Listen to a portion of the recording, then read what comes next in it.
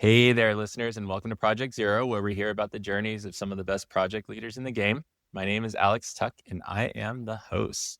I am here today with ESG consultant and co-founder of AB Power, Alec Jacobson. Welcome to the podcast, Alec. Can't wait to hear about your Project Zero. Hey, thanks so much, Alex. It's a pleasure to be here.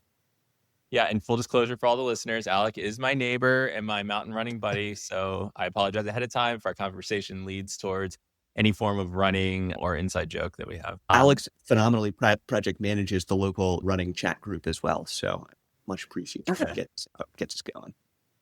Love it. Love it. All right, Alec, get us started. Tell us a little bit about yourself and the work that you do. Yeah, absolutely. So right now I kind of sit in two different roles, but I come from a slightly different background. I'll run through that. So right now I work at TetraTech, where I'm helping spin up an ESG sustainability strategy group. And that's where kind of I hold the title of project manager and do a lot of, again, what would be like generally recognized as project management. I also, with my friend Ben, am working to pull together AB Power, which focuses on emerging electricity markets. So recently deregulated electricity markets where there are emerging derivatives opportunities. So working on an advisory business in that space as well. But my background is a little bit non-traditional. So I actually got my start as a journalist. I worked around the world as both photographer and writer for publications like National Geographic and the New York Times, and did that for the better part of a decade. And in that time, I actually also founded really a nonprofit news group. So it was focused on rural reporting efforts in the Mountain West. So I was based in Telluride, Colorado at the time, built a network of journalists around the Mountain West and focused on rural issues. Did that for a number of years, but pivoted into the more traditional management consulting world around the time of COVID. So I started off at Booz Allen, moved over to Tetra Tech, spent some time working in international development at Tetra Tech, and now into this ESG sustainability world.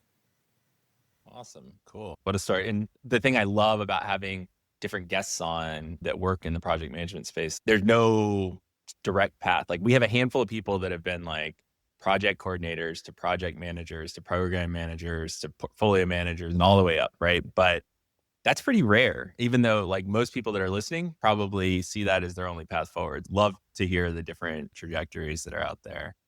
Tell us a little bit, Alec, about when did you start using project management or learning about project management for the first time in your career? Yeah, I was thinking about that as we're coming into the interview today. And so as an independent journalist, I was just managing projects. So I didn't think of it as managing projects, but I was basically most of the work that I did. Some journalists get a lot of calls from newspapers to go shoot X, Y, or Z, go write X, Y, or Z. I was always pitching because I was doing long form projects that I was really excited about. And so that, I think back on it, is this kind of project management effort where I need to identify the project and scope it. I need to get budget for it. I need to pull in the right contributors, translators, fixers, whatever that might be. Do I need to rent cars? What are the logistics that need to happen? What are the deadlines and the timelines? And how do I manage relationships with my client, right? The editors and publications. I never thought of that as project management at the time. I was just like, this is what it is to be a journalist.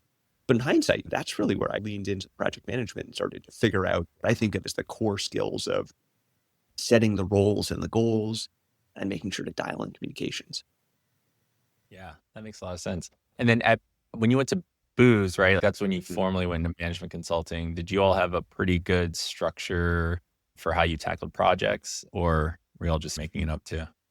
And so Booz Allen, I actually worked on a team that was, I think, really well led. We had some great leaders who developed very consistent and clear standards and also very consistent and clear development opportunities. And I really appreciated that because that for me was this opportunity to, again, I'd been off from being a journalist, running a nonprofit, doing my thing. And this was an opportunity to learn from some really sharp people about what does it look like to really effectively run a high-performing team and organization. So we had pretty good structures. We had a few leaders that just demonstrated really clear, this is how you build people up, this is how you develop leaders. And some of that was explicit and we had trainings for it. Some of it was implicit and just seeing how they did it. That time at Booz Allen was just tremendous for me in terms of learning, hey, I think this is how some of the best people in the world do this. That's awesome. That's really cool. Was there an exciting project that you worked on that, we're talking about? Booz Allen was spread of a lot of things, did some work looking at the effects of climate change in Europe for a logistics operator there. I think the takeaways for me when I look at it. They're interesting project work pieces, but there was one leader in particular who I worked with, who was the guy who kind of helped bring me into the team. And he demonstrated, I think, what looks like to be a good leader. And part of that was he was kind of leading a team of 60, but managing a project that I worked on. And so even though he was leading a big team, he set up at least once a month check-ins. And he asked really clear questions. How's it going? And how's it going working with the other people on the team? And by the way, here's feedback from others. So really clearly and consistently soliciting that feedback and bubbling it around. And that kind of management, I think, so I understand clearly what the standards are. There's never a point where people are frustrated with each other for more than a real amount of time, because he's checked in, seeing how it's going, is managing any issues that emerge. It's really proactive about that. And so I think that was like sort of a great lesson on how to make sure that people are working together effectively. That's awesome. That's really cool. And so I think that's a good segue into talking about your Project Zero. And so just for those listeners that haven't listened to Project Zero before, Project Zero is really that first project where you really figured out how to be a project manager. Maybe you didn't have the skills initially, but then something clicked in your head and you were like, oh, wow, this is a project and this is how you tackle the different pieces. And so there's usually a lot of failings or successes that you get along the way. And so we're going to jump into with Alec here. So Alec, tell us about your Project Zero. Yeah, absolutely. So this is not exactly like a traditional project, but as I mentioned before, I founded a nonprofit news group that was focused on rural stories around the Mountain West. And okay, so that's more than a project. That's a lot of projects stacked together, because I needed to run the fundraising and run the newsroom and manage the board and lots of sub projects within those things. But going into it, I didn't think of it or approach it as a project management sort of opportunity. So I've always been the kind of person who, if nobody else is stepping forward to make something happen, I'll be the guy to do that, right? I don't need to assert myself into a space, but if nobody else is organizing things and there's something that needs to get organized, I'm the guy who steps forward. And that was the case when I was a kid, right? I'm making sure all my friends get together for dinner or get to the right place in time. And that was how this particular nonprofit started. So it started when I was working very briefly for a local newspaper in Telluride, and they were acquired by a group that owned a lot of newspapers. And they basically gutted the paper. Their philosophy was the advertiser is our customer and the reader is our customer's customer, which is to say that the function of journalism is to fill pages so that you can sell ads, which is a bummer as journalists, right? And so the local folks who I was working with, who have done more long-form journalism, who were good journalists, said, shoot, I think we're going to be in trouble.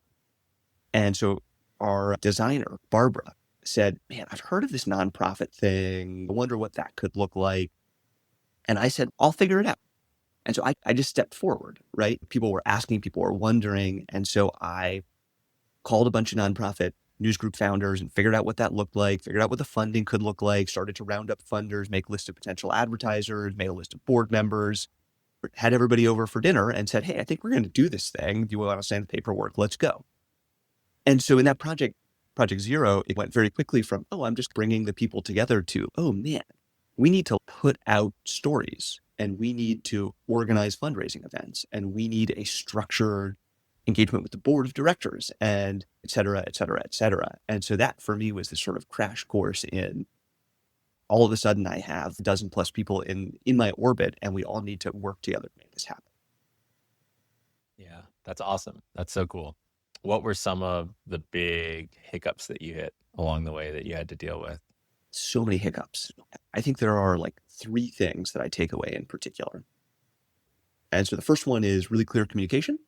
The second one is how to give feedback. And the third one is to never throw anyone under the bus. So let me talk through each of those. First one, really clear communication. Founding a nonprofit, right? We had no money, which is probably not that surprising. I had some connections. We were trying to raise some dollars initially, but we had a lot of people who were excited and said they were really committed, but life is real and people have expenses. And so I didn't ask the hard questions around, hey, how long do you have before you need to take a paycheck? How committed to this are you? And so the result was a lot of people ended up getting side jobs and drifted out of orbit. which totally makes sense. But I didn't do the proactive management job of checking in with people and figuring out what their conditions were and making sure communication was open about how's fundraising going, what do you need, and by when, and that kind of thing. And so that immediately threw us off, right? Because there were a lot of people who said they were excited, but functionally couldn't commit. And so that for me was this lesson around you need to communicate and you need to specifically ask people about problems, right? Hey, what problems are you facing? What are the things that are going to stop you from doing the things that you said you're going to do? And being really clear and upfront about that. So that was lesson number one. I think lesson number two for me was around giving feedback. When you're running a news group, right, there are lots of opportunities to give feedback because you hire writers or photographers or videographers. They send you a draft and you need to review it, right? And you need to edit it. That's part of the deal. And my inclination in a lot of cases was to just like initially rewrite things. Hey, I think we could do this better. And that's an awful way to give feedback, right? There are some like exceptions where something needs to get out the door yesterday and maybe you just need to do something fine. But I was hiring freelance journalists because I believed in their voice and their vision. I thought they were really sharp. They had a really unique point of view. And I wanted that in our newsroom, right? And if I go ahead and rewrite something, not only is that nixing their voice and their vision, but it's gonna make them upset. And so what I needed to do was learn as an editor how to provide feedback that helped people refine their voice and help that voice shine through more clearly and more strongly, to provide the right questions and the right frameworks and structures to help them think, okay, maybe what we've written here isn't clear in the first draft, but I see where you're driving. And can you take this and push this idea? And I think this idea might be distracting. Can you bring this one back a little bit and think about reorganization? So that kind of process was really important. And that's something I try to remember all the time now, right? Is how do I help somebody become more themselves, help their voice shine through more strongly, become a more confident project, rather than just, this is wrong, please fix. So that's kind of lesson two. And lesson three is never throw anybody under the bus. And I think this is really important. So I had a board member who was an award-winning journalist, and she wanted to contribute a story. And I thought that was great. She was ready to write something. And it was an investigative piece about this affordable housing project run by a private company that was a little bit shady. And so she went ahead, she wrote this story, and I got an email then from the guy who owns that private company. And he was upset, right? He doesn't want to be investigated. And he had some, I don't remember exactly what he said. I just feel like this isn't a fair story. And I fired off an email. I was like, oh, I'm really sorry. I guess maybe my board member didn't check X, Y, or Z. And she emailed me right away. She had run newsrooms before, and she's, listen, stand behind your journalists all the time. Never throw anybody under the bus, because now it undermines me and my legitimacy with this guy. And like, it is totally legitimate of us to have asked these questions. So never do that. And I took that to heart. And so like now as a project manager, when we are working on a project, we are all working on the project. And I don't think there's ever a point where I say, oh, the client found an error. Yeah, that's this person's fault. Hey, client, I'm sorry. At the end of the day, as a project manager, it's your fault if there's something that gets through that the client isn't happy with. But it's like you're all in it together and you're all working together, and everybody makes mistakes and there are challenges. And as long as your work is defensible, that's what matters. And part of that is we're in it together and we don't throw anybody under the bus. And I trust the people to have done good work, and I defend the work that they've done, and we move on as a team. And if there's something egregious, we own it and I own it. And I think that's important. Yeah. We never throw anyone under the bus.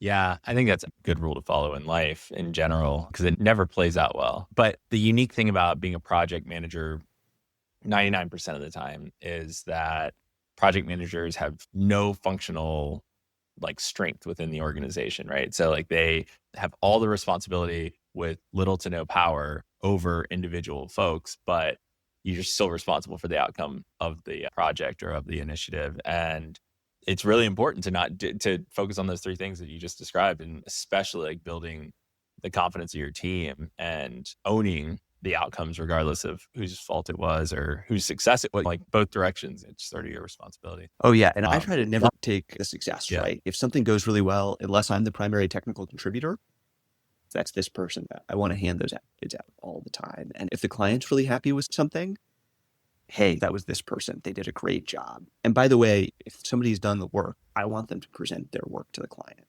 However senior or junior they are, I want them to show that it's their work. And I believe in that really strong, that they should be the ones to talk through it. They should be the ones to get the kudos. Yeah. That's something that you're like this too, Alec. I hate talking about my successes and stuff. It feels very uncomfortable for me. And that's why I've loved building this company, because now, frankly, I'm not doing any of the work anymore, right? It's the rest of my team. And so I just get to brag about how awesome all these different people are within the organization and share their stories. And that's so much fun, right? Build your team up and lift them up. It's totally why we're here. Absolutely. So. Cool. Yeah. So let's go into a little bit of advice, lessons, that kind of stuff. Yeah. What do you think the number one skill is that project managers have to have? I think there are a few different ways to slice that. I think the fundamental obligation of a project manager is to be really clear on goals and the roles. So what are the goals of the project? And what's each person's role within that project? And what are their individual goals, right? And so making sure that everybody understands how they fit in and where you're going. But I think in terms of the fundamental skill that's most important there, it's communication, right? It's being able to dissect the project and help everybody understand where they fit in, and making sure that their goals are communicated to them and they get them. And also that the client knows, hey, if you work with clients, where are you going? How are you tracking against those goals? And what are challenges along the way, that kind of thing. So I think that communication piece is fundamentally important. And I actually see a lot of a project manager's role as being a chief communicator and facilitator, right? So let's make sure that the technical people are talking together really effectively and sharing what they're learning, that kind of thing, along the way, so that everybody's tracking together. Yeah. Communication definitely comes at, I would say, 80% plus folks that I ask this question to say some form of communication. But I love that distinction that you made at the beginning, where it's, all right, your role is actually to make sure that everyone understands their role and everyone thinks about what is their goal and their contribution to the project itself. I think that distinction is really important, because that's a subset of your communication responsibilities. Then obviously you need to make sure that everyone's talking to each other too. Yeah, and it's the table stakes things. You need to be organized, you need to know when things are due, and you need to make, yes, there are all those things. But I actually think that's just table stakes as an adult at work. And then what you bring as a project manager is that facilitation communication element. Yeah, love that. Cool. All right, this is my favorite question I've been asking recently. Where do you think AI is going to go in terms of how it impacts project management? What are some of the advantages, and where do you see it going maybe in the next decade? Yeah, next decade is going to be crazy. Who knows? I think that, so I don't use AI at this point for core project management tasks, but that's something that I'm really interested in learning how to do, because there's a lot that I don't know if it integrates with our systems at work all the time, but there are some of those logistical pain in the butt things that I think AI would be good at, that I'd like to figure out how to integrate. So pulling down a weekly budget, how are we tracking against that budget? Right now I can do that, or I have a junior consultant do that, or something. So there's that kind of thing that AI would be great at. There are those basic tasks. How are we tracking against the schedule, et cetera? That's probably a role that AI could play really well, but not something I use. Right now, I use it primarily as on the business development side of things. I don't know if that always falls in the world of project management, but in consulting, that's a core part of, if you are in that kind of a role, part of your job is getting new projects. And so where I find AI helpful is I have some thoughts on the back of a napkin about how I want to structure a project or a proposal. And I'm going to use AI to get a quick first draft that incorporates language from other proposals we put together, the projects we've won, and that kind of thing. So a first draft based on my framework, I can then adapt, and also to then run a competitive advantage or a competitive scan against likely competitors for a project, so that I can get really quick feedback and improve proposal drafts. But yeah, over the next 10 years, I see those kinds of things taking care of some of those need to do but aren't that exciting tasks that get in the way, and getting you really quickly to that first draft and to get the drudge work out of the way, so that you can put the higher order thinking and organization into the thing which is really your value add. Yeah. Yeah, I love that. I love the use case where you're talking about developing proposals. We're hosting a promptathon next week at the Vermont Nonprofit Conference, and I think I'm going to steal that as one of our use cases. I think that's a really good idea for how to approach the biz dev stuff. And you're exactly right. Like the things that we're seeing for project manager, like meeting note takers, like game changer for us, right? And it's just like table stakes. And it's the same thing when you talk to like clinicians too. That's like the one thing, like ambient listening AI is just like unbelievable. Takes way better notes than we can. Action items are fine. That's the one thing that like we still pay attention to, like in the meeting, is like making sure we jotted down the AI meeting, the action items, but Yeah. the meeting notes. Why did we ever take meeting notes? We used to have people like sit in meetings and like their only job was to take notes. And now we don't need to do that. Now, I do want to flag, like, No I kidding. also I'm torn on, yeah, we just had AI do that thing. I also think there's value in Mhm. having somebody who's like newer sit down and, yeah, take meeting notes, because there's a degree of tuned in that you need to be about what are the important things and what are the things that I should write down verbatim, because, and what are the action items. Like, so I do think that there's a level of that's still useful. I don't know, maybe it'll be like cursive in 10 years and nobody needs it. But I think that kind of thinking and engaging in a conversation is still important, because it impacts how you structure a conversation if you're locked in on Oh, yeah. what's and tracking what's going on. Oh, yeah, for sure. Interesting. Cause like I find myself when I am facilitating a meeting, I have my structure of how I want to approach it, the questions I want to ask, the goals I want to achieve. And then I can relax about making sure that I track every single thing. And I've gotten really good at saying, okay, I need to answer this question. Let me make sure I jot down the answer to this specific question. I can facilitate much better, like much off edge by just focusing on the goal versus focusing on every minute detail. And I think that that's a skill we try to teach our teammates is like, all right, here's how you should use this thing. Here's what you should trust, right, with AI. And here's where AI gets stuff like really wrong. It doesn't matter whether it's Copilot, ChatGPT, any of them. Right. Like they're so bad at pulling out action items. Yeah. Yeah, that part's really hard. And then actually years ago, I had a new journalist, and they were going to go do like their first, it was an intern, go do their first like interview and story. And I was like, awesome.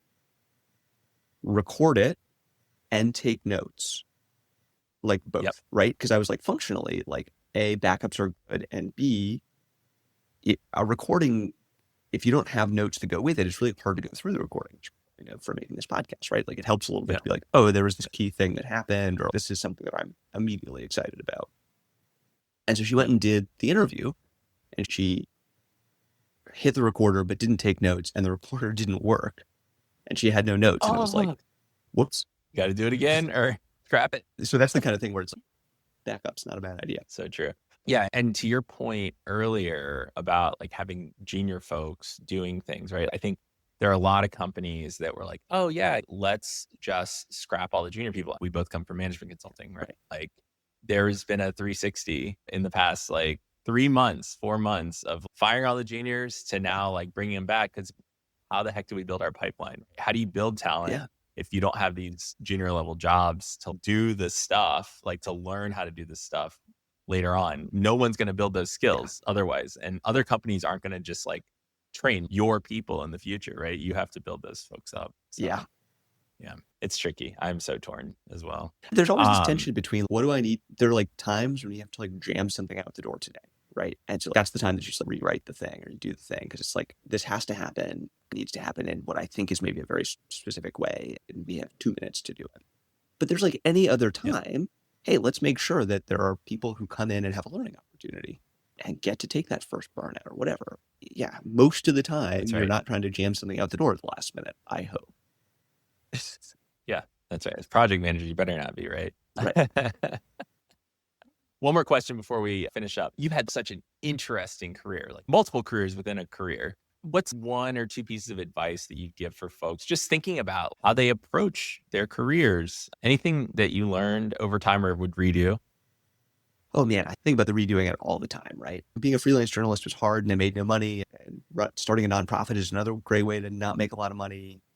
But on the other hand, like I had tremendous luck and phenomenal experiences, right? Like I spent my 20s traveling around the world and meeting a lot of people and doing things that were really interesting. And I learned a lot. that I wouldn't have if I had just taken a job along the way, right? Running my nonprofit news group, I put on big fundraising events with sponsorship from Campari and partnership with National Geographic. And like, I wouldn't have done that if I had been, I think, plugged in and working somewhere. It was the sort of things, though, that I just had to do. So I think fundamentally, chase the things that you're excited about, lean into the opportunities where they exist. Don't think about, am I qualified to do this? Just do it. Do what has to be done and be the person to step forward and do it. And then I think the other thing to take away from that, though, and certainly tracks to my experience, is figure out what the transferable skills are and be able to articulate those. So my transition from, I was a freelance journalist, ran a nonprofit. I was doing some freelance, what was essentially strategy consulting as well. And clients that were communications clients turned into these more complex, nuanced. I was advising on mergers and acquisitions, and I was helping think through CSR communication strategy and some of these other things. But pivoting into management consulting, it was, I guess when I break it down, being able to articulate that it's not that different than journalism, right? I need to analyze things, qualitative, quantitative analysis, solve hard problems, and I need to turn that into a narrative that makes an impact. And I was used to doing that in pictures and paragraphs, and I pivoted into doing that in PowerPoint decks. But the basic steps are the same. There's a hard question to solve. I got to do that. I need to come back with an answer that makes sense and helps somebody make the change that they want or drive a change in the world or their organization.